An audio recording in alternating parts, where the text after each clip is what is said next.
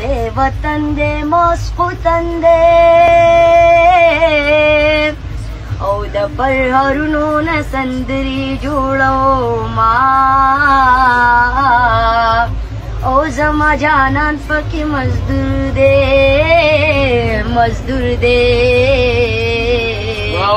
او د خار مزي خو بد نور خلکو وینا او مسلمان دی رانه یوړه او داسې کافرې سترګې خدای درکړې دي نا څنګه خواږ خواږ راګورې او لمن دې نیسا چې زړګې درواچوما او سنره باران دې زما ناکام دې او د جانان دیدن لزما باران دې او سنره باران دې زما ناکام